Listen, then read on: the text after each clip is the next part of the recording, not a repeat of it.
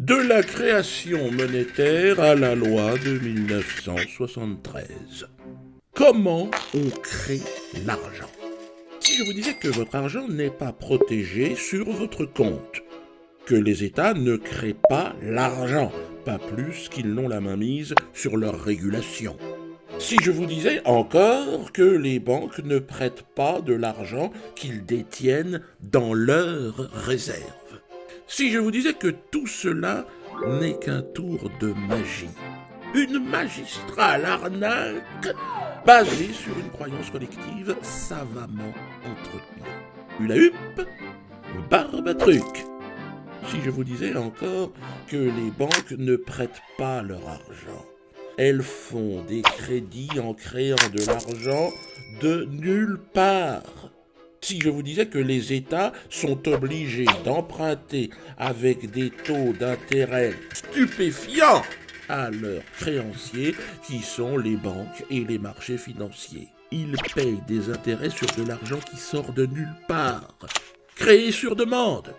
Si je vous disais que l'argent que vous pensez avoir sur votre compte n'est qu'une promesse de dette, et qu'en cas de faillite ou de bank run, vous vous retrouverez alors dans une situation de néant, dans laquelle vous constaterez que ce que vous pensez avoir, ce que vous pensez posséder, n'était qu'une illusion, une chose qui n'a jamais existé. Il est important de comprendre qu'une fois sorti de votre poche et placé sur votre compte, votre argent ne vous appartient plus.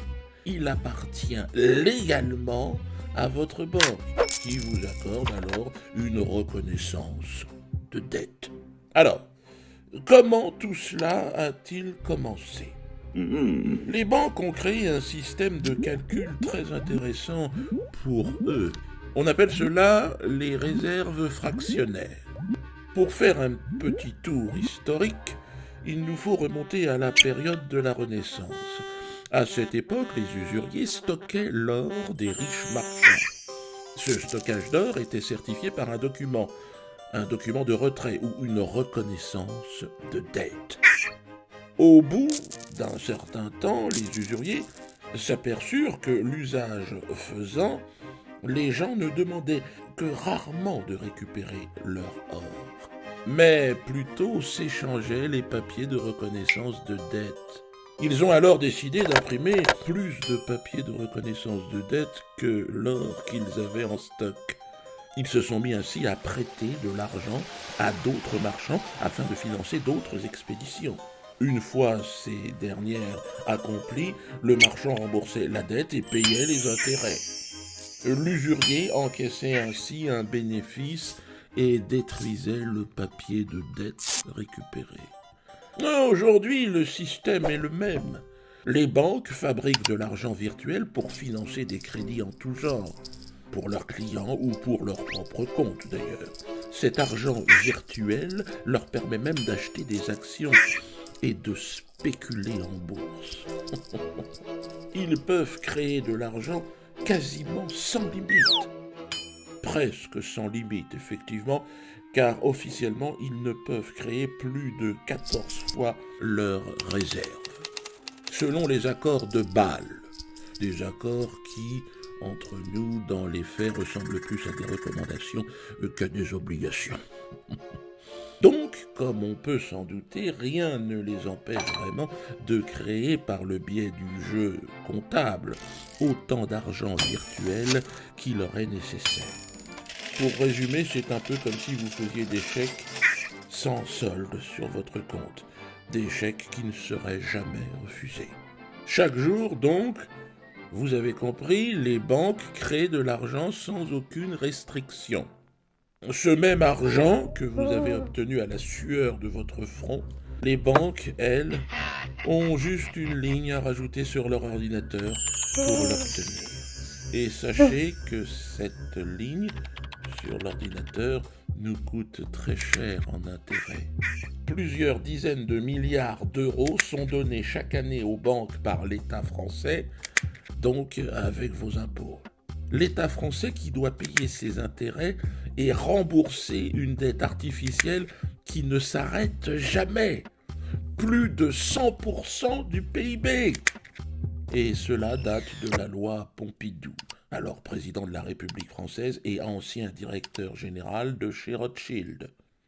Cette loi inique du 1er janvier 1973 stipule que l'État ne peut plus emprunter d'argent à la Banque de France, loi qui ensuite a été validée au niveau européen via le traité de Lisbonne, puis le TFUE, traité sur le fonctionnement de l'Union européenne, article 123.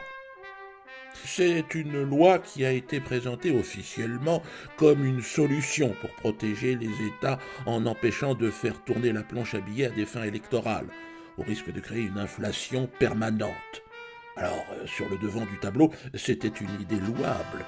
Mais malheureusement, dans les coulisses obscures, c'était un tout autre dessein. Cela mettait en séquestre la souveraineté de l'État et cela a créé sa mise au pas par le monde de la finance. Car dorénavant, l'État serait obligé d'emprunter, ou plutôt de demander des crédits aux marchés financiers contrôlés en grande partie par les banquiers. Donc des sociétés privées qui n'ont ni nation ni drapeau, mais seulement des actionnaires et des lobbies à rassasier. Grâce à cette loi, les banques venaient donc de faire main basse sur les pays et leurs citoyens.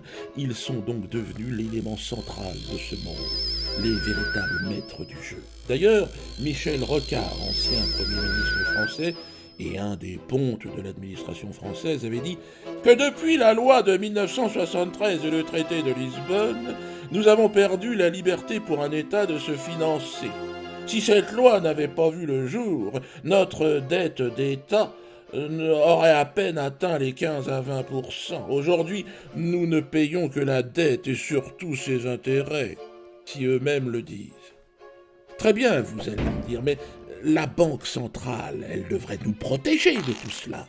Il faut savoir que les banques commerciales, nos banques, comme le Crédit Agricole, la BNP, la Société Générale, ont tout un compte bancaire à la Banque centrale.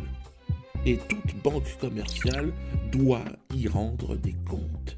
Car le rôle de la Banque centrale est officiellement de maintenir la stabilité des prix et garder l'inflation en dessous de la barre des 2% par an.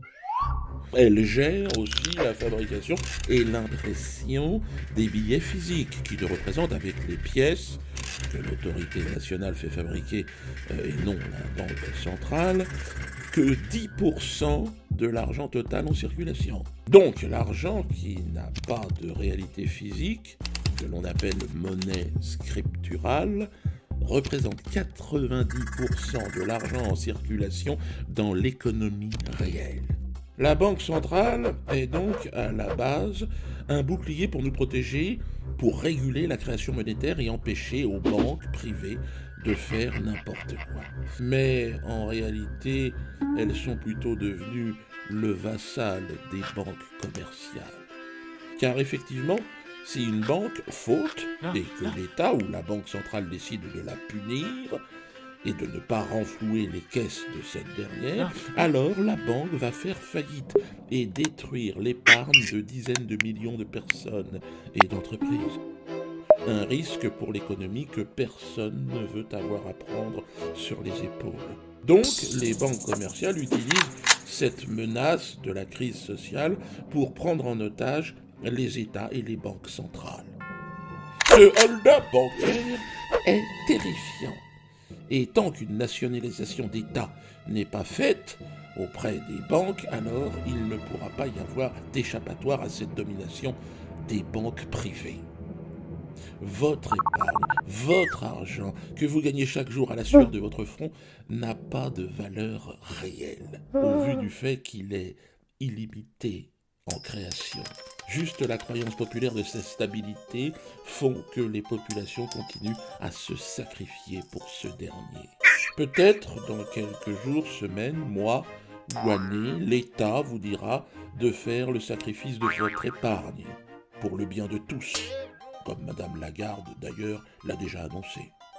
Notre vidéo n'était qu'une introduction. Nous vous invitons à regarder sur YouTube les nombreuses vidéos qui vont vous expliquer en détail l'ensemble de ce système mafieux.